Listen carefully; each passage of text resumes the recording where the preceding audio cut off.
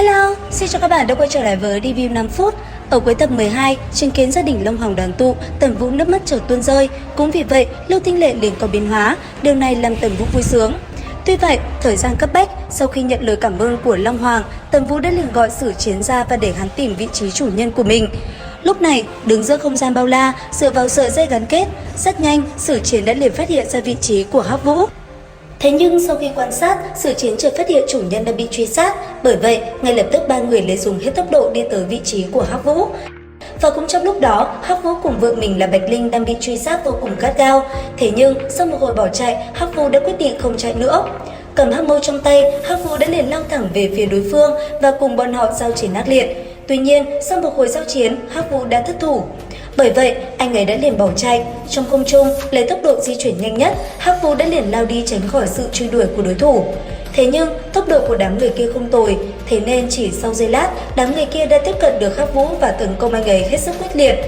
Trong tay đám người kia, vũ khí của họ cũng liên tục đánh tới người Hắc Vũ. Bởi vậy, Hắc Vũ lúc này phải chống đỡ hết sức vất vả. Tuy nhiên, cũng đúng vào lúc này, trong khi Hắc Vũ đang bị vây công thì ở giữa không trung, Tần Vũ cùng Hầu Phí đã kịp thời đi tới. Rất nhanh, hai người đã liền phóng tới chỗ Tiểu Hắc và giải nguy cho anh ấy. Nương theo đó, một cuộc chiến cân sức đã liền diễn ra.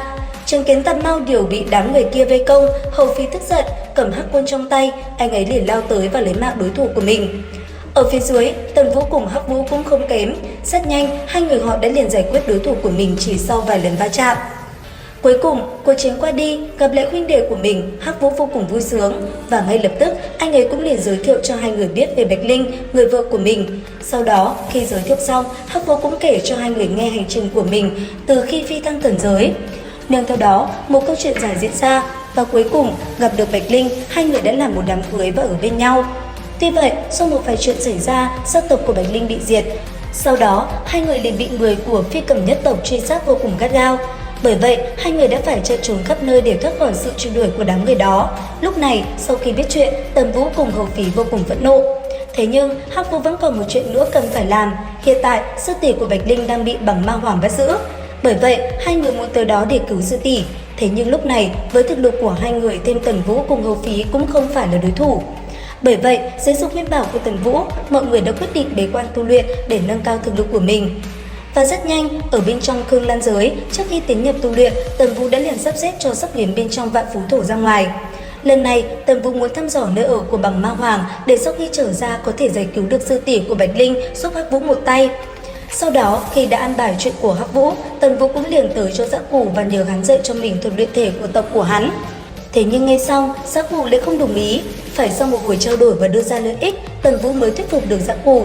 Bởi vậy ngay lập tức, Tần Vũ cũng bước vào quá trình tu luyện của mình, còn Hầu Phí và Hắc Vũ, hai người bọn họ cũng luyện tập với nhau. Nương theo đó, một cuộc chiến giữa hai người cũng liền diễn ra. Trong tay họ, Hắc Quang cùng Trường Thương cũng liên tục va chạm. Có thể nói, cuộc chiến giữa hai người là vô cùng cân sức.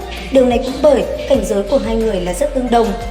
Thời gian trôi qua, Tần Vũ vẫn miệt mài tu luyện công pháp, còn Hầu Phí và Hắc Vũ, hai người họ ngày nào cũng chiến đấu để nâng cao thực lực trong giao chiến. Cứ như vậy, thời gian trôi đi, bên trong Khương Lan giới, mọi người rốt cuộc cũng có những đột phá nhất định. Thậm chí trong thời gian đó, Hắc Vũ còn đón nhận được tin vui khi Bạch Linh đã chính thức mang thai, và sau đó nàng còn hạ sinh cho Hắc Vũ một nữ tử. Cứ như vậy, thời gian trôi đi, rốt cuộc ở bên trong Khương Lan giới, mọi người đã đột phá và đạt được thực lực mà mình mong muốn. Bởi vậy, sau một hồi cẩn thận suy nghĩ, Tần Vũ đã quyết định sẽ cùng mọi người đi tới Phi Cầm nhất tộc giải cứu sư tỷ của Bạch Linh. Và cũng trong lúc đó, ở tại Phi Cầm nhất tộc, dưới sự sắp xếp của Tần Vũ, Sóc Yến rất nhanh đã tìm hiểu được nơi này. Trong đêm tối, thông tin đã liền được Sóc Yến gửi về cho Tần Vũ. Bởi vậy, sau khi nắm được thông tin, Tần Vũ đã cùng với mọi người liền vào trong thành. Tiếp theo đây, một cuộc chiến khốc liệt cũng chuẩn bị diễn ra. Có thể nói, đây sẽ là một cuộc chiến đầy cam go của ba huynh đệ Tần Vũ. Và liệu rằng ba huynh đệ sẽ làm cách nào để chiến thắng? Theo dõi kênh để biết thêm chi tiết nha. Đến đây thì hết tập 13/5 tinh thần biến. Xin chào và hẹn gặp lại các bạn ở những video tiếp theo.